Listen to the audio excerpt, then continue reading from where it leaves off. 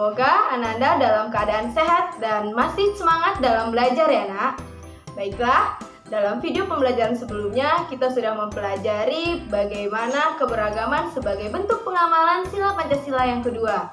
Dalam video kali ini, Ibu akan menjelaskan bagaimana makna bersatu dalam keberagaman. Jadi tujuan pembelajaran kita hari ini yaitu Ananda dapat mengetahui bagaimana makna bersatu dalam sebuah keberagaman. Baik, Ananda kemarin Ibu sudah menjelaskan bahwa keberagaman itu sangat banyak macamnya ya.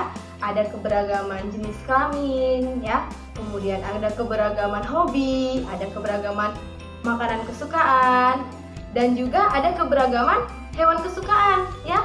Misalkan Ananda ada yang sukanya nih hewan ayam ya, ada juga yang sukanya ikan, atau ada juga yang sukanya kelinci ya. Itu merupakan salah satu contoh dari keberagaman. Nah, kemudian bagaimana kita menanggapi keberagaman yang ada itu? Nah, kita harus saling menghormati ya. Sudah Ibu jelaskan juga dalam video sebelumnya, kita harus saling menghormati, tidak memperolok, kemudian tidak saling mengejek ya. Nah, ya Ananda, jika Ananda sudah mengamalkan dengan menghormati perbedaan yang ada sebagai bentuk rasa syukur kepada Sang Pencipta, berarti Ananda sudah mengamalkan sila Pancasila yang pertama. Kemudian jika Ananda mengamalkan sila Pancasila yang pertama tadi atas dasar kemanusiaan, berarti Ananda sudah mengamalkan sila-sila Pancasila yang kedua. Kemudian ketika Ananda mengamalkan sila Pancasila yang kedua, kemudian mempererat suatu hubungan, nah itu berarti Ananda sudah mengamalkan sila ketiga.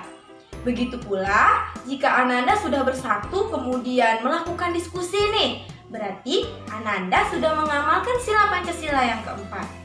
Kemudian ketika Ananda sudah melakukan semuanya tanpa membeda-bedakan, berarti Ananda sudah mengamalkan sila Pancasila yang kelima. Ya, seperti itu ya nak. Nah, jadi dengan kita saling menghormati, maka itu akan tercipta yang namanya kerukunan. Kerukunan dalam hidup, khususnya kerukunan ketika kita belajar di dalam kelas. Ya, seperti itu. Ketika sudah tercipta sebuah kerukunan, maka kita akan bisa berbuat baik lebih banyak lagi. Ya, yang pertama, kita bisa mengajari teman kita yang kesulitan. Jadi saudara belajar. Yang kedua, kita bisa bersama-sama bersatu mengumpulkan uang untuk bantuan korban bencana ataupun mengumpulkan pakaian-pakaian yang sudah tidak terpakai. Seperti itu ya nak.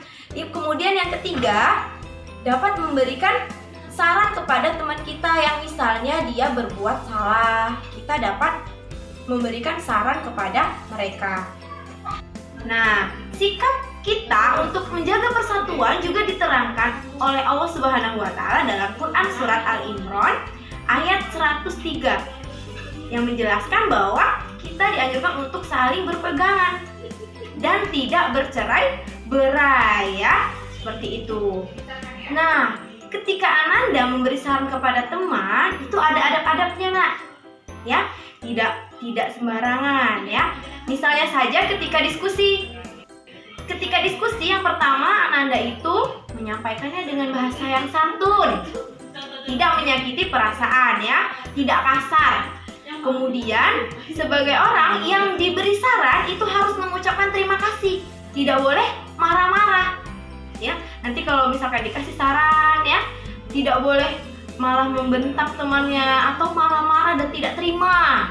Itu tidak boleh seperti itu. Kemudian yang ketiga itu angkat tangan.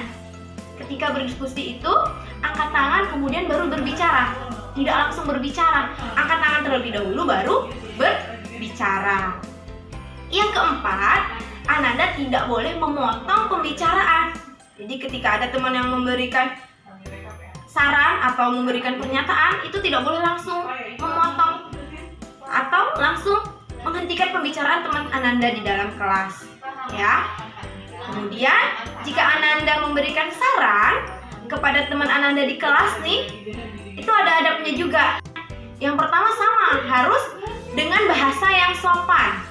Kemudian berikan solusi yang mudah. Jadi kalian memberi saran, berikan solusi yang mudah juga. Kemudian yang ketiga, tidak memaksakan kehendak atas saran yang kita berikan. Misalnya, Ananda lagi goro nih di kelas. Ada teman Ananda yang tubuhnya kecil. Kemudian dia tidak bisa nih membantu mengangkat pot yang berukuran besar. Kemudian Ananda memberi saran untuk menyiram bunga. Dan Ananda yang memiliki tubuh besar yang membantu mengangkat pot bunga. Seperti itu contohnya, ya nak? Baik, kesimpulan yang bisa diambil yaitu dalam sebuah keberagaman kita harus menyikapinya dengan saling menghormati agar terciptanya persatuan. Dengan kita bersatu, kita akan hidup rukun.